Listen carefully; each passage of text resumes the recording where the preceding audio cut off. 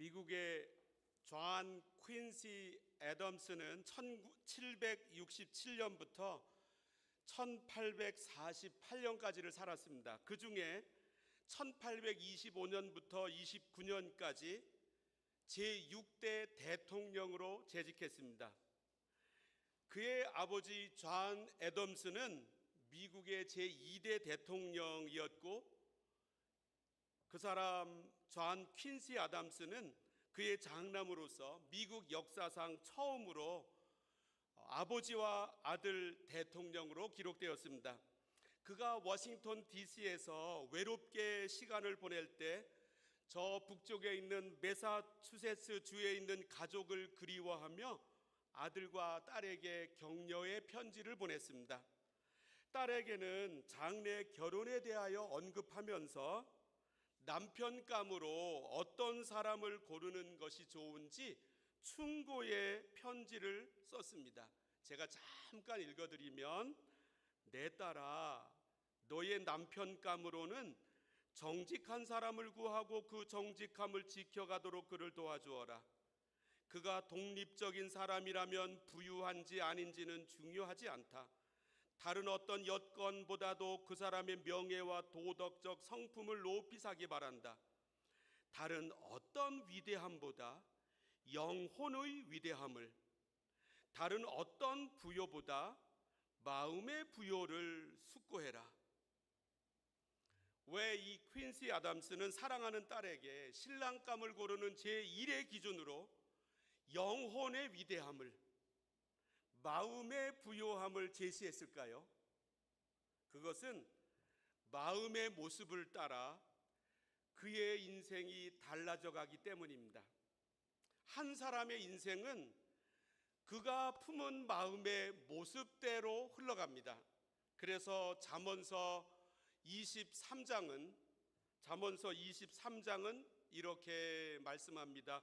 대저 그 마음의 생각이 어떠하면 그 위인도 그러한즉. 우선 보십시오. 사람들은 부드러운 마음의 소유자를 좋아합니다. 마음이 열려있는 그 사람 옆에 사람들이 머무르기를 좋아합니다.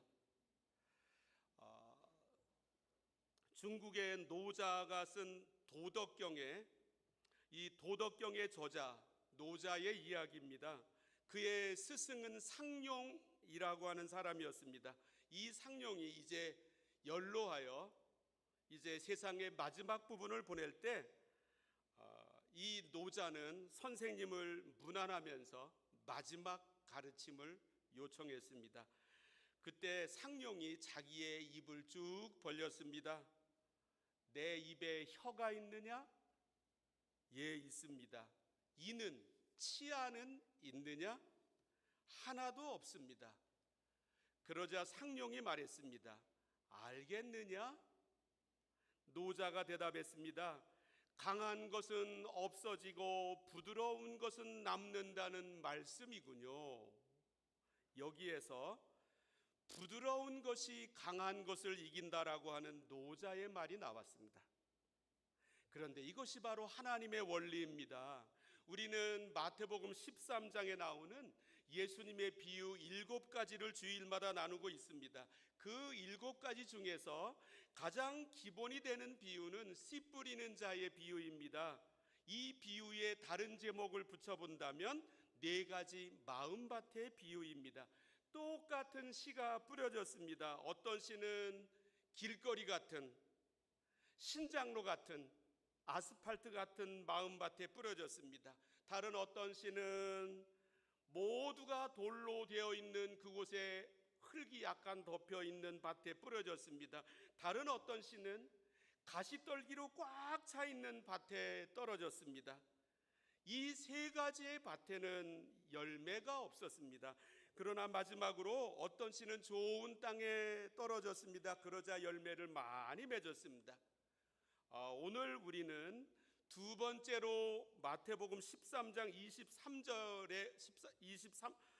13장의 말씀을 읽었는데, 오늘 이 말씀의 마지막 부분 23절과 오늘 읽지 않았지만 8절의 말씀을 화면에서 보면서 제가 읽어보겠습니다.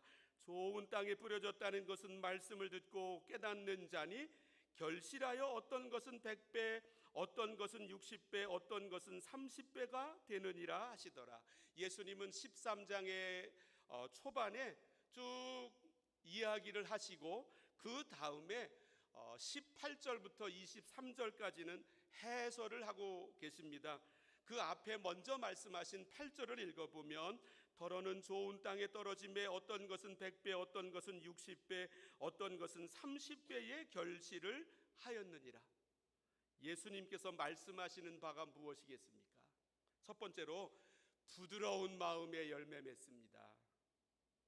예수님께서 말씀하시는 좋은 땅, 부드러운 마음을 가리킵니다. 이 마음에는 길거리와 같은 딱딱한 마음, 닳고 다른 마음이 없습니다. 돌이 없으니 뿌리를 내릴 수가 있습니다. 잡초와 가시덤불이 없으니 순수하고 깨끗합니다.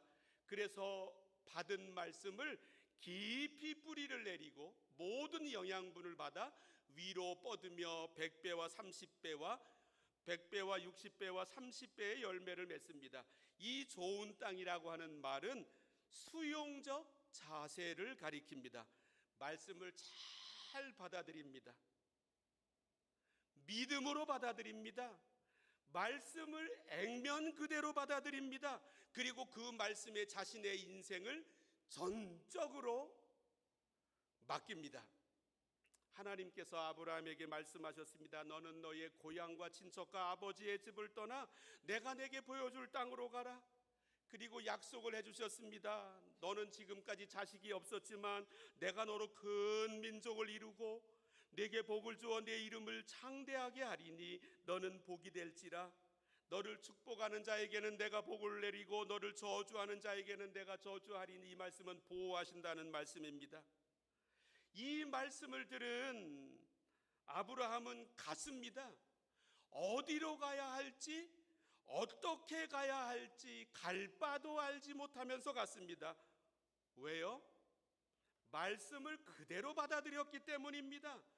믿음으로 받아들였기 때문입니다. 액면 그대로 받아들였기 때문입니다. 그리고 그 말씀에 자기의 인생을 완전히 맡겨버렸기 때문입니다.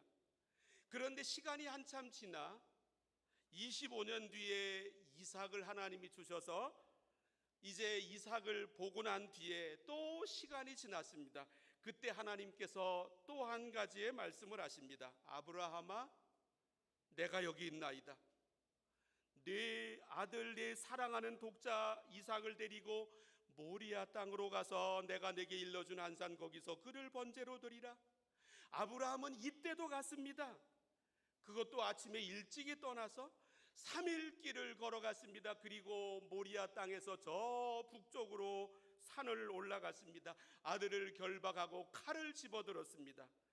이 말씀이, 이 모습이 말씀의 열매를 맺었습니다. 예수님께서 말씀하신 100배와 60배와 30배의 열매였습니다. 하나님께서 아브라함에게 이렇게 말씀하셨습니다. 내가 나를 가리켜 맹세하노니 네가 이같이 행하여 네 아들 네 독자도 아끼지 아니하였은즉 내가 네게 큰 복을 주고 네 씨가 크게 번성하여 하늘의 별과 같고 바닷가의 모래와 같게 하리니 네 씨가 그 대적의 성문을 차지하리라. 그 약속대로 되었습니다. 우리도 아브라함의 후손입니다. 아브라함은 하나님의 말씀에 순종했습니다. 고향을 떠나라 하셨을 때 떠났고 아들을 바치라 하셨을 때 바쳤습니다. 아브라함의 마음이 좋은 땅이었기 때문입니다. 그의 마음이 부드러웠기 때문입니다. 씨앗은 좋은 땅에서만 뿌리를 잘 내리고 위로 뻗어가면서 열매를 맺을 수 있습니다. 마찬가지로 우리의 마음밭도 좋은 땅이 되었을 때만 하나님께서 우리들에게 주신 놀라운 약속이 열매로 나타나게 됩니다. 현대인들은 똑똑합니다. 아는 것도 많습니다. 경험도 풍부합니다. 계산도 잘합니다. 그러나 영혼이 순수하지 못한 경우가 많이 있습니다. 마음이 부드럽지를 못합니다. 깊지도 않습니다. 비록 똑똑함이라든가 아는 것이라든가 풍부한 경험이라든가 계산하는 데는 좀 부족하다 할지라도 영혼이 맑아야 하고 마음이 부드러워야 합니다. 이것을 놓치면 하나님의 선물들을 놓치게 됩니다. 우리가 신앙이 깊어진다라고 하는 말을 합니다. 이 말은 교회 경험이 아주 풍부하다라고 하는 뜻이겠습니까? 교회에 돌아가는 일들을 너무나도 잘 안다라고 하는 의미가 거기에 들어있겠습니까? 신앙의 깊이와 마음의 부드러움은 비례합니다. 신앙생활의 연조가 긴 것하고 마음이 부드러워지는 모습하고 같다라고 할 수가 없습니다. 예수님께서 말씀하시는 부드러운 마음에는 두 가지의 특징이 있습니다. 하나는 부드러운 마음은 눈물과 함께 갑니다. 부산 고려대학 고신대학교 의과대학 교수 이병 교수님이 평생 의대 교수 생활하고 병원에서 진료하고 치료하면서 조그만 책 썼습니다. 제목하여 울어야 삽니다. 읽어드리면, 우리는 처음에 완벽하게 창조되었습니다. 그러나 과욕과 과신이 넘치고 치열한 경쟁으로 과민해진 삶을 살다 보니 스트레스가 많아져 마음이 병들고 몸이 망가졌습니다. 그 상처들의 원인을 치료한다면 우리는 다시 완전한 존재로 회복될 수 있습니다. 완전한 존재로 회복되기 위해서는 먼저 딱딱하게 굳어버린 마음과 영혼을 순하게 만들어야 합니다. 그 일은 눈물 한 방울에서 시작합니다. 많이 울고 크게 울고 마음껏 우는 눈물 치료가 우리의 병든 마음과 영혼을 치유하고 회복시켜 줄 것입니다. 울어야 어린아이 같은 마음을 회복할 수 있습니다. 울어야 병을 이길 수 있습니다. 울어야 살 수 있습니다. 지금 몸이 아픈 상태라면 우십시오. 그저 눈물을 보이십시오. 이미 치유는 시작되었습니다. 탈무드에 이런 말이 있습니다. 비누는 몸을 위하여, 눈물은 마음을 위하여 필요하다. 우리의 영혼도 똑같습니다. 설교로 너무나 큰 영향력을 발휘하신 설교의 황태자라는 별명이 붙은 영국의 찰스 스퍼전 목사님이 계셨습니다. 이분이 어느 날 이 목사관의 서재에서 막 울고 있었습니다. 그래서 사모님이 아니 왜 우시는 겁니까? 라고 물었습니다. 그러자 목사님이 여보, 왜 그런지 나는 십자가에 대한 감격이 사라진 것 같소. 옛날에는 십자가만 바라보면 눈물이 나고 감격이 넘쳤는데 내가 너무 달라진 것 같아서 이 모습을 보고 안타까워 눈물을 흘리고 있는 것이요.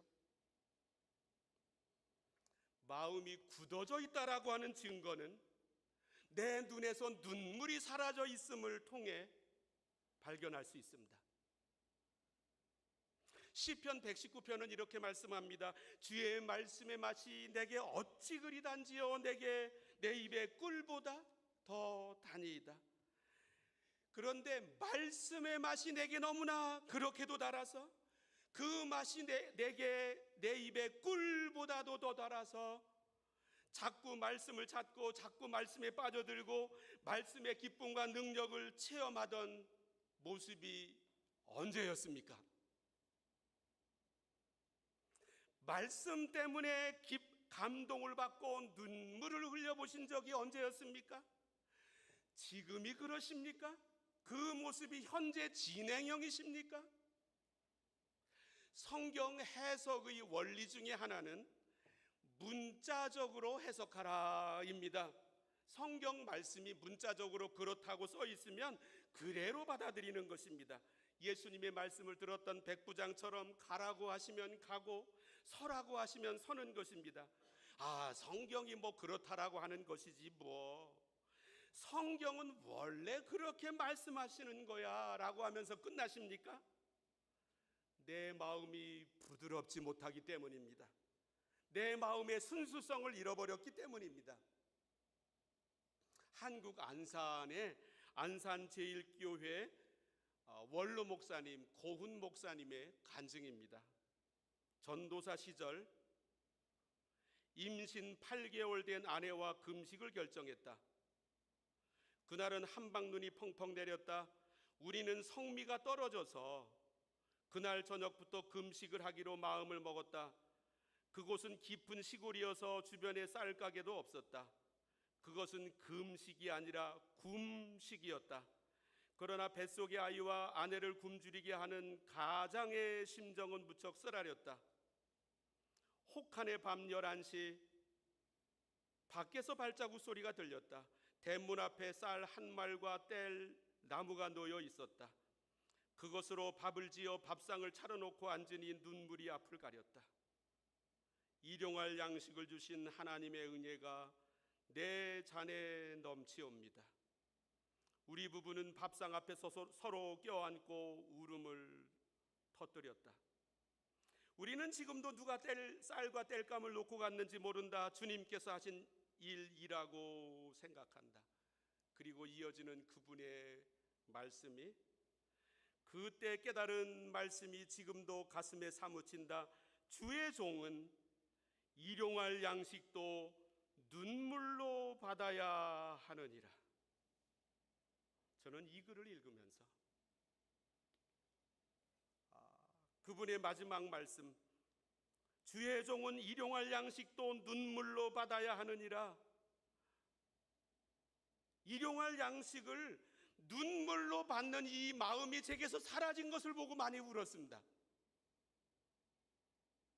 한참 울었습니다. 마음이 부드러운 사람에게 나타나는 또 한 가지 특징이 있습니다.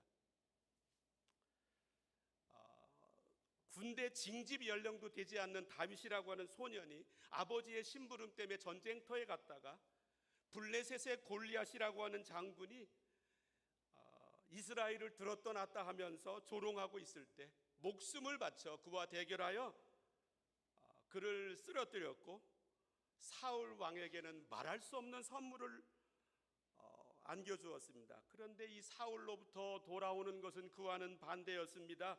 어떤 사람이 사울 왕에게 말했습니다. 보소서, 다윗이 엔게디 광야에 있나이다. 이 사울 왕은 3,000명의 군인들을 모았습니다.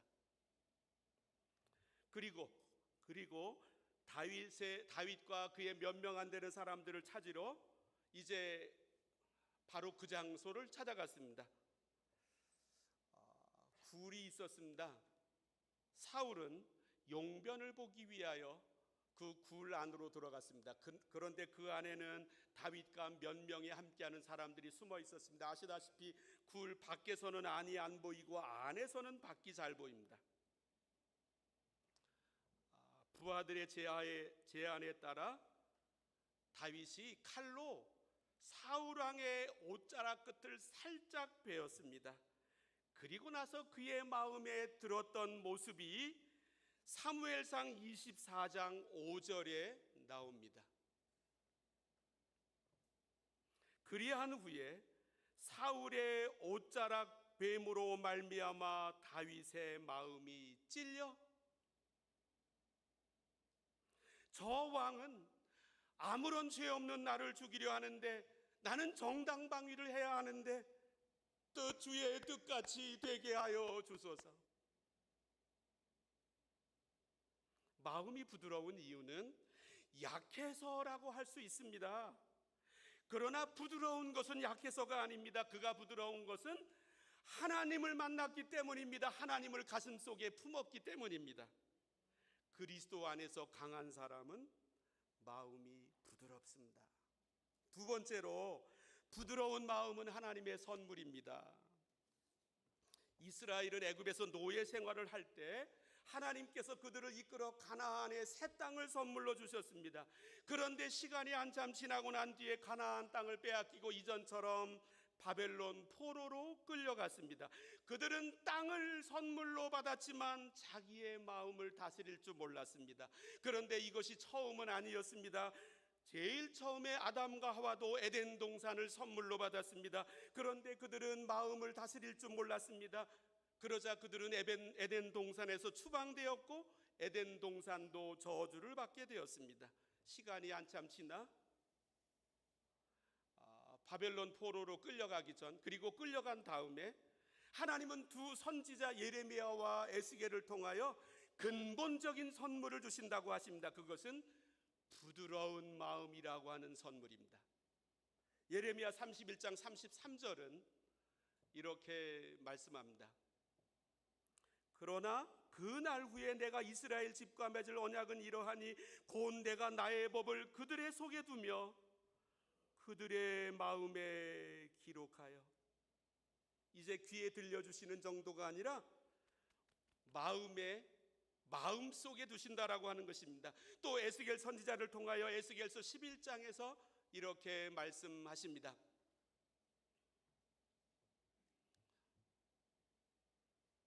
내가 그들에게 한 마음을 주고 그 속에 새 영을 주며 그 몸에서 돌 같은 마음을 제거하고 살처럼 부드러운 마음을 주어. 한 번만이 아니라 36장에서도 에스겔에게 또 한 번 이렇게 말씀하십니다.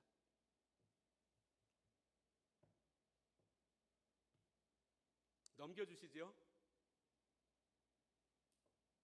또 새 영을 너희 속에 두고 새 마음을 너희에게 주되 너희 육신에서 굳은 마음을 제거하고 부드러운 마음을 줄 것이며 또 내 영을 27절 또 내 영을 너희 속에 두어. 이전 동산에는 에덴 동산을 주셨습니다. 가나안 땅을 선물로 주셨습니다. 그러나 그들은 실패했습니다. 이제는 하나님이 새 마음을 주신다고 하십니다. 에덴 동산이 전부 다가 아닙니다. 젖과 꿀이 흐르는 가나안 땅이 하나님의 선물 전부 다가 아닙니다. 가시떨기와 같은 마음이 변하여 부드럽게 하시는 이 마음의 선물이 없다라고 한다면 에덴 동산도 가나안 땅도 가시떨기의 모습으로 내 마음을 따라 변하게 되어 있습니다. 새로운 마음, 부드러운 마음, 눈물과 함께 가는 마음, 말씀에 찔림이 있는 마음, 이 마음이 하나님의 놀라운 선물입니다. 이 마음은 하나님의 영이 내 안에 들어올 때만 가능합니다. 하나님의 영이 내 안에 들어오시면 내 마음이 좋은 땅처럼 부드러워집니다. 그리고 전에 없었던 새로운 마음이 솟아오르는데, 화면에서 갈라디아서 5장 22절과 23절의 모습이 오직 성령의 열매는 사랑과 희락과 화평과 오래 참음과 자비와 양선과 충성과 23절의 온유와 절제니 이 같은 것을 금지할 법이 없느니라. 이상하게도 이러한 마음이 막 솟아오릅니다. 세 번째로, 성령님을 모시려면 멈춰서야 합니다. 미국의 찰스 카우만이라고 하는 분이 길보론이라고 하는 분과 함께 일본으로 건너가서 선교 사역을 시작하며 동양 선교회를 세웠습니다. 그의 부인, 찰스 카우만의 부인 레티 카우만이 골짜기의 샘물이라고 하는 책을 썼는데, 1800년대 탐험가가 아프리카 오지를 탐험하기 위하여 일단의 아프리카 원주민들을 고용하면서 일어난 이야기를 소개하고 있습니다. 처음 사흘 동안은 이제 돈을 주고 자기가 가지고 가야 할 많은 물건들을 목적지까지 가야 합니다. 처음 사흘 동안은 예상 밖의 속도로 빨리 진행되어 원래의 일정보다 훨씬 앞서갔습니다. 이 연구자는 들떠 있었습니다. 그런데 나흘째 되던 날 모든 일이 변하고 말았습니다. 그가 아침에 일어났는데, 텐트에서 일어났는데 주변에는 아무도 움직이지 않는 것입니다. 그리고 그에게 들리는 말이, 이 아프리카 지원팀이, 원주민팀이 그날은 여기에서 그냥 머물기로 했다는 것입니다. 그래서 이유를 물었습니다. 지금까지 그들이 너무 빨리 움직였기 때문에 이제는 잠시 멈추고 그들의 영혼이 그들의 마음을 따라잡게 하기로 했다는 것입니다. 그들의 영혼이 그들의 마음을 따라잡도록 1800년대 아프리카 오지를 탐험하기 위하여 일정보다 빨리 가는 모습에 처음 3일 동안 대만족했던 탐험가는 우리들의 모습을 가리킵니다. 그는 영혼이, 마음이 내 신체를 따라잡아야 한다는 이 사실을 몰랐습니다. 몸만 빨리 움직일 수 있다라고 한다면 인생의 열매를 많이 맺을 수 있을 것이라고 상상했습니다. 그래서 영혼을 위하여, 마음을 위하여 하나님 앞에 시간을 내어야 한다는 이 사실을 깨닫지 못했습니다. 빌리 그레이엄 목사님 몇 마디 말씀을 하셨는데, 10년 후 지금 당신은 어떤 크리스천이 되어 있습니까? 되어 있을까요? 10년 후에 지금 당신은 어떤 크리스천이 되어 있을까요? 많은 사람들이 그리스도와 함께 동행하며 세상에서 여러 가지 모양으로 그분을 섬기고 있을 것이지만, 또 어떤 사람들은 지금부터 10년 후면 그리스도를 향한 불타는 정열과 사랑을 잃어버리고 비극 가운데 있을 것입니다. 그들이 그렇게 되기를 원했다거나 혹은 그들의 마음을 하나님의 뜻에 반항하도록 두었기 때문에 꼭 이렇게 되는 것은 아닙니다. 그 이유는 그들이 자신의 인생을 세상의 일정에 맞추었기 때문입니다. 그래서 그리스도와 그분의 대사명은 점차적으로 희미하게 되는 것입니다. 이렇게 말할 수 있습니다. 나 도덕적으로 비난받는 삶을 살아본 적이 없습니다. 저는 세상적으로 잘못 산 것이 없습니다. 우리는 이 시각에서 우리 크리스찬의 표준을 바라보지 않습니까? 그러나 나의 인생이 세상의 일정에 맞추는 게 대부분이었다라고 한다면, 하나님의 일정에 나를 맞추기를 소홀히 했다라고 한다면, 그 결과는 빌리 그레이엄 목사님이 말씀하신 모습과 비슷해지지 않을까요? 길거리와 같은 마음, 돌밭과 같은 마음, 가시떨기와 같은 마음, 이 마음으로 살아갈 수밖에 없습니다. 우리는 성령님을 초청해야 합니다. 성령님을 환영해야 합니다. 그분을 기다려야 합니다. 여기에 시간을 들여야 합니다. 바로 예수님이 그러하셨습니다. 예수님은 목회자의 시각에서 보면 대성공한 분이었습니다. 수많은 사람들이 예수님을 찾았습니다. 그러나 예수님은 일에만 몰두하지 않으셨습니다. 영혼을 위하여, 마음을 위하여 시간을 내셨습니다. 일들을 내려놓으셨습니다. 누가복음 5장은 이렇게 말씀합니다. 예수의 소문이 더욱 퍼짐에 수많은 무리가 말씀도 듣고 자기 병도 고침을 받고자 하여 모여오되, 예수는 물러가사 한적한 곳에서 기도하시니라. 우리 이민생활 얼마나 바쁩니까? 우리는 현지인들을 따라잡기 위하여 3배로 일해야 합니다. 저는 이곳에 와서 처음 몇 년 동안 유학생의 시간을 보냈습니다. 일해서 생활비 벌어야 되고, 학교 가서 공부해야 되고, 숙제해야 되고, 이곳 학생들이 공부하는 시간에 미니멈 3배를 더 해야만 그들을 따라갈 수 있습니다. 그러나 이럴수록 하나님 앞에 하나님께 떼어놓는 시간이 더 많아야 합니다. 그렇지 못하면 내가 원치 않았음에도 불구하고 10년 뒤에 나의 모습은 빌리 그레이엄 목사님의 걱정하시는 모습과 비슷해질 것입니다. 우리 하나님 앞에 내 시간을 쪼개서 드려야 합니다. 기도하십니다. 하나님,